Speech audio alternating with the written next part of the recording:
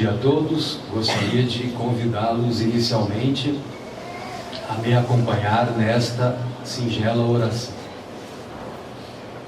Deus nosso Pai,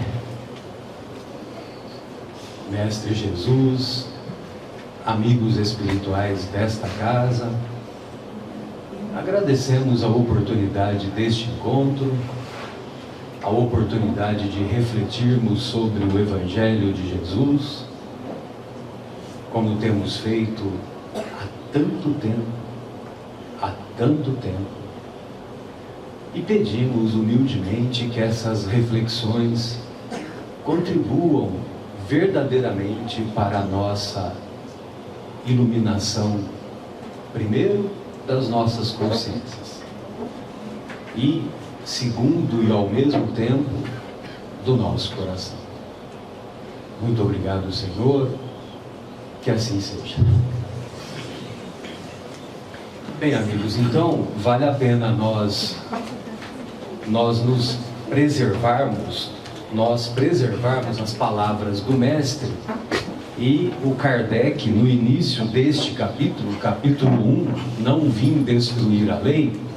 Então ele separou uma passagem contida no Evangelho de Mateus, lá no capítulo 5, versículos 17 e 18. Então diz o evangelista: não penseis que vim destruir a lei ou os profetas. Não vim destruí-los, mas dar-lhes cumprimento. Eu vos digo em verdade que o céu e a terra não passarão, antes que tudo o que está na lei seja cumprido completamente, até o último J e o último ponto. Bem, então nós vamos observar que quando Jesus iniciou a sua pregação, ou aquilo que ficou conhecido como o seu ministério, ele quis deixar claro que ele não veio destruir a lei de Deus, não veio destruir o que os profetas ensinaram, e todos sabemos que 1300 anos antes do Mestre, nós recebemos a personalidade incomparável de Moisés, e o Moisés trouxe para a humanidade o conceito do Deus único. Então, esse conceito do Deus único prevaleceu durante todos aqueles séculos anteriores à vinda de Jesus, mas infelizmente prevaleceu apenas lá na região circunscrita de Israel, onde hoje é Israel. Coube aos nossos irmãos israelenses daqueles séculos anteriores a divulgação do conceito do Deus único, mas infelizmente eles falharam. Embora Moisés, além dos 613 mandamentos que os judeus devem seguir para alcançar a vida eterna, é isso mesmo, 613 mandamentos. Mas os estudiosos disseram ao longo dos séculos seguintes que esses mandamentos poderiam ser resumidos nos 10 mandamentos da lei de Deus. E quais são os 10 mandamentos da lei de Deus? Amarás ao Senhor teu Deus de todo o coração, não farás imagens de nada referente a Deus, não fará também imagens de nada do que se encontra no mar ou na terra. Não, vejam vocês que é tudo não, né? Não falarás o nome do Senhor teu Deus em vão. os nossos irmãos judeus, sobretudo os nossos irmãos judeus ortodoxos, até hoje, eles não pronunciam a palavra Deus. Eles costumam dizer o nome. Eles ainda dizem o todo misericordioso, o todo bondade, mas eles não proferem a palavra Deus. Lembra-te de santificar o dia de sábado, é o 4º mandamento. O 5º mandamento: honrarás ao Senhor teu Deus, honrarás ao teu pai e à tua mãe, para viverdes longo tempo na casa que o Senhor teu Deus na terra que o Senhor teu Deus vos dará. Depois vem: não matarás, não adulterarás, não roubarás, não prestarás falso testemunho, não cobiçarás nada do que pertença ao próximo. Então, os 4 primeiros mandamentos, amar a Deus acima de tudo, não fazer imagens, não falar o nome de Deus em vão e dedicar-se ao dia de sábado, esses mandamentos têm como objetivo a prática que nós temos que ter com a divindade. Os outros mandamentos, eu vou pular o 5º mandamento. Os outros mandamentos são práticas que devemos ter com o próximo, através das atitudes, através das palavras e através dos pensamentos. Não matarás, não adulterarás, não roubarás, são todas práticas que devemos ter com o nosso próximo, através do nosso comportamento. Agora, não prestarás falso testemunho está relacionado com as palavras ou com a escrita, porque se nós documentávamos que estávamos fazendo um falso testemunho, aquilo ficava eternizado através da nossa assinatura ou através da confirmação da nossa palavra. E não cobiçarás nada que pertença ao próximo está relacionado aos nossos pensamentos. O 5º mandamento, ele é direcionado para aqueles que são menos do que Deus para nós, mas são mais do que o próximo, que é a prática que devemos ter com os autores dos nossos dias, ou os nossos pais, sejam biológicos, ou os que nos criaram, naqueles que não foram criados pelos próprios pais biológicos. Então, vejam vocês que Moisés, nos 10 mandamentos, estão contidos aquilo que nós devemos ter, aquela prática que devemos ter para que sejamos capazes de amar a Deus e amar ao próximo como a si mesmo. Só que, infelizmente, os nossos irmãos judeus não divulgaram esse ensinamento nem para os próprios vizinhos, quanto mais para o restante da humanidade. O conceito ficou restrito àquele ambiente lá daquela região que todos conhecemos, conhecida como Israel. Por isso veio Jesus, e Jesus, além do ensinamento do Deus único, por que Jesus nasceu em Israel? Nasceu em Israel porque era a única localidade geográfica que tinha apenas Deus único como a divindade que deveria ser adorada e deveria ser as nossas práticas voltadas para Deus. Então, por esse motivo que Jesus escolheu, evidentemente aconselhado por Deus e pelo conjunto de de espíritos superiores, de espíritos de alta hierarquia que o acompanham desde a fundação do próprio planeta.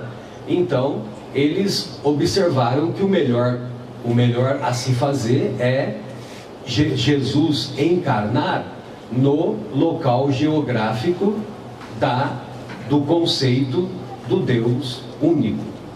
Mas Jesus não veio apenas trazer esse conceito do Deus único, não veio apenas confirmar, mas ele veio trazer algo mais. E o algo mais, além do amor e além da imortalidade da alma, apenas Jesus, nenhum outro filósofo, nenhum outro pensador, nem Confúcio, nem Sócrates, nem Buda, nem os Vedas 6.000 anos atrás, nem Krishna 5.000 anos atrás, trouxeram o conceito que Jesus trouxe, que foi trazer Deus como o Pai amoroso, o Pai caracterizado pela bondade e justiça. A bondade e a justiça andam juntas no conceito amoroso de Deus. Então, quando Jesus traz o conceito de Pai, ele também traz o conceito da fraternidade universal. Porque se Deus é todo bondade, todo justiça, todo amor, ao mesmo tempo, e Ele é o nosso Pai, significa que todos somos irmãos. Todos somos irmãos. Inclusive a nossa sogra, porque também a nossa sogra, como nós, ela também é portadora de imperfeições. Mas aos olhos da sogra, a sogra também considera o genro como portador de imperfeições. E é evidentemente contra essas imperfeições que todos devemos nos esforçar para nos livrarmos dessas imperfeições.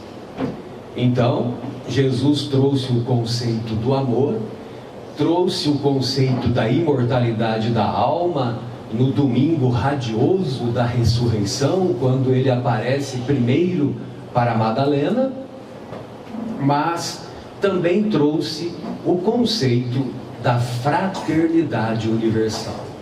E ele impregnou com tanto magnetismo todo o amor que ele tem para conosco, e ele tem até hoje, né? Uma vez que o seu amor não tem limites, a sua misericórdia, como a misericórdia de Deus, não tem limites.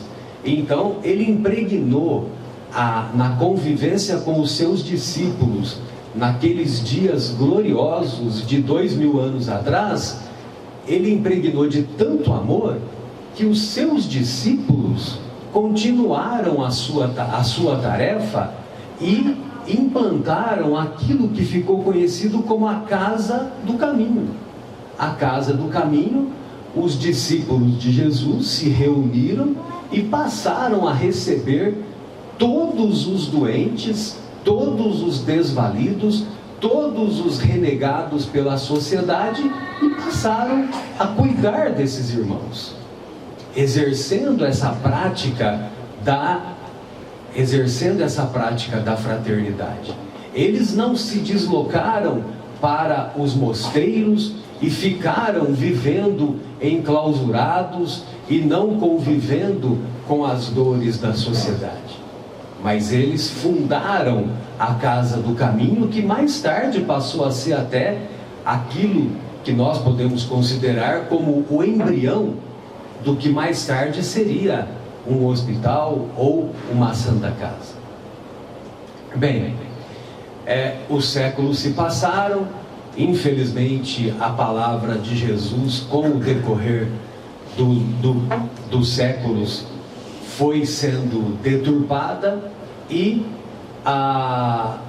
os ensinamentos de Jesus, que são o ponto mais importante do Evangelho, passaram a ficar relegados a um segundo plano. E o culto exterior é que passou a ser mais valorizado. E nesse culto exterior, os homens, os erros do cristianismo não pertencem a Jesus. Os erros do cristianismo pertencem a nós, homens, que deturpamos os seus ensinos e passamos a perseguir, criamos a Inquisição, criamos as cruzadas, criamos a perseguição àqueles que não pensavam da mesma maneira que nós pensamos. E, infelizmente, no século XVIII, através da Revolução Francesa, que nós aprendemos na escola apenas como uma revolução política, que tinha como objetivo de tirar os nobres do poder, mas, ao mesmo tempo, os homens que participaram da Revolução Francesa, eles tinham como escopo principal tirar Deus e tirar a religião da sociedade, desconstruir Deus e desconstruir o conceito do Espírito. Nós vamos encontrar em relatos de uma obra chamada A Revolução Sanguinária, nós vamos observar que os revolucionários da Revolução Francesa perseguiam as aldeias daquela época e não somente queimavam as igrejas, as capelas, como também retiravam a vida dos sacerdotes. Então, nós devemos ter essa compreensão. Não acreditem em mim, vamos pesquisar que vocês vão encontrar essas informações, que a Revolução Francesa não ficou restrita apenas no lado político. Mas eu estou dizendo isso porque justamente um pouco depois, no século XIX, quando o materialismo atingia a sua culminância no próprio meio científico da cultura francesa daqueles dias, sobretudo da metade do século XIX, nós vamos encontrar as pessoas se reunindo para acompanhar os fenômenos das mesas girantes. E aí, o educador Kardec, conhecido como Hippolyte Léon Denisard Rivail, detectou naquelas reuniões algo mais. E esse algo mais, ele trouxe todos os conceitos que a doutrina espírita nos apresenta com a clareza meridiana que acompanhamos. O conceito de Deus, Deus único, inteligência suprema do universo, causa primária de todas as coisas, imortalidade da alma, meu reino não é deste mundo. A partir no próximo domingo o tema será meu reino não é deste mundo, não percam. O conceito, então, Deus, imortalidade da alma, comunicabilidade com os espíritos vêm nos informar como eles se encontram, vêm nos trazer o consolo da presença dos entes queridos que nos antecederam no túmulo, e contar para nós como eles se encontram e nos encher de esperança para que nós um dia sejamos capazes de reencontrar com os nossos queridos. O quarto conceito é o conceito da reencarnação, e o quinto conceito, pluralidade dos mundos habitados, também conhecido como lei de evolução. Bem, amigos, então essa é a trajetória. Até brincava anteriormente com o João que para que nós pudéssemos aprofundar o tema, nós precisaríamos ir até às 3 da tarde, né?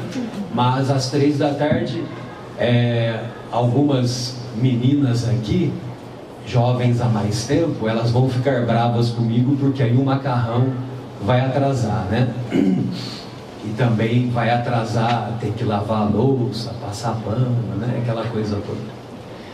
Mas se um dia nós pudermos ir até as 3 da tarde, eu vou ficar muito feliz. Então, para nossa despedida, eu separei aqui uma mensagem contida nesta obra Vivendo o Evangelho, e a respeito desse tema tem uma mensagem fantástica que diz assim: Jesus te convida. É o nome da mensagem. Jesus te convida a sair do atoleiro da inferioridade para a terra firme da renovação interior. Sair do atoleiro para a terra firme.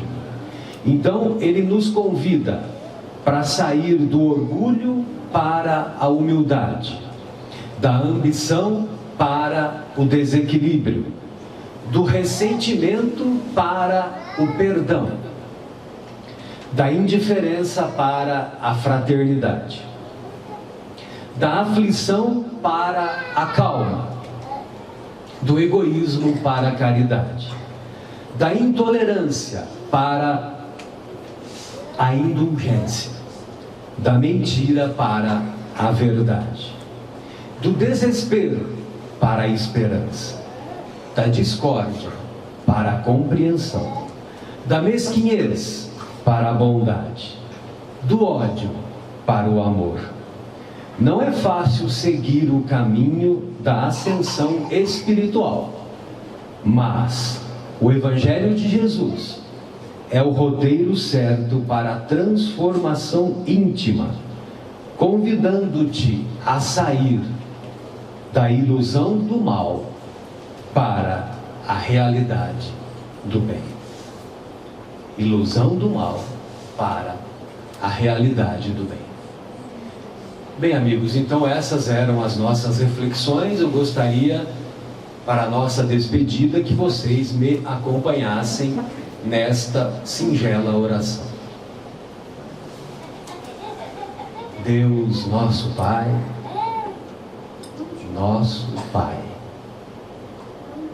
Mestre Jesus, irmão maior e amigo de todas as horas,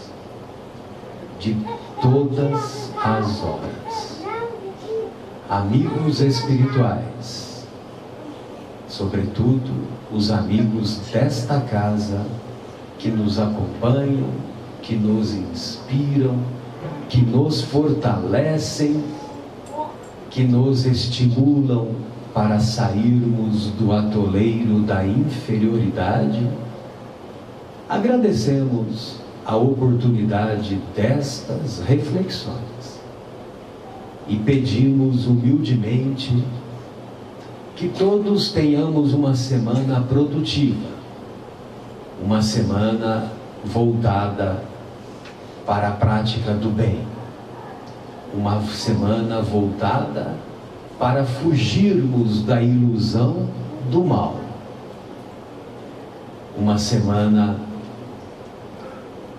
abençoada e bençoada para nos esforçarmos continuamente, não somente na aquisição do conhecimento intelectual, mas sobretudo para nos despojarmos das nossas imperfeições e adquirirmos mais e mais virtudes morais. Muito obrigado, Senhor, que assim seja.